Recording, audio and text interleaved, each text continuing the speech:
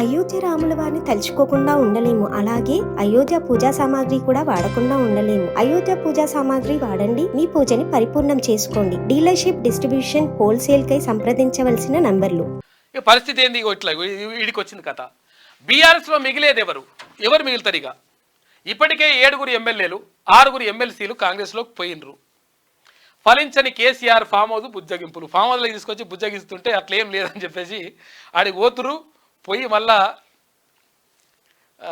అక్కడ ఒక కాలు పెట్టేసి ఇటు ఒక కాలు పెట్టేసి కథం చేస్తుండ్రు. కథ అంతా కాలయాదన్న పోయిండు అని చెప్పేసి, అంటే అక్కడ ఫామ్ హౌస్ పోయిండు, మాట్లాడిండు, ఏం కాదు అట్లా అని చెప్పేసి చాలామంది అట్లా, ఇలా ఆయననే కాదు చాలామంది అట్లా పోయినరు. పోయినా కానీ మళ్ళీ వచ్చేసి జంప్ అయిపోతున్నారు. ఎందుకంటే కాక తీసుకున్న నిర్ణయాలు అట్లుంటాయి అన్నమాట లెక్క. బీఆర్ఎస్ ఎల్పీని విలీనం చేసుకునే దిశగా కాంగ్రెస్ అడుగులేస్తూ ఉంది. ఎందుకంటే గతంలో కాకదే చేసిండు. నాడు కేసీఆర్ చేసిన పాపమే ఇప్పుడు తగులుతుందన్న గులాబీ శ్రేణులు. కేసీఆర్ ఆ పాపం చేసిండు కాబట్టి మళ్ళీ తగులుతుంది. ఇప్పుడు ఇది రివర్స్ కొడుతుందట కథ. అసెంబ్లీలో సింగిల్ డిజిట్కు పడిపోనున్న కారు పార్టీ బలం. ఇక ఆఖరికి సింగిల్ డిజిట్ కాడికి వస్తుంట. ఎవరు మిగులుతారంటే ఆ నలుగురు, అంతేనా?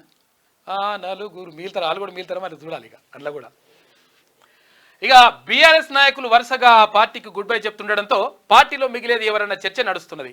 అధికారంలో ఉన్నప్పుడు కాంగ్రెస్ ఎమ్మెల్యేలను ఎట్లయితే కేసీఆర్ తన పార్టీలో చేర్చుకున్నారో ఇప్పుడు అదే రీతిలో కారు పార్టీ నుంచి లీడర్లు బయటకు వెళ్లిపోతున్నారు. బీఆర్ఎస్ కు ఉన్న ఈ 38 మంది ఎమ్మెల్యేల్లో 7 కాంగ్రెస్ లో చేరిపోగా ఈ వారం రోజుల్లో ఇంకొంతమంది కాంగ్రెస్ లో చేరుతారన్న ప్రచారం జోరుగా సాగుతున్నది.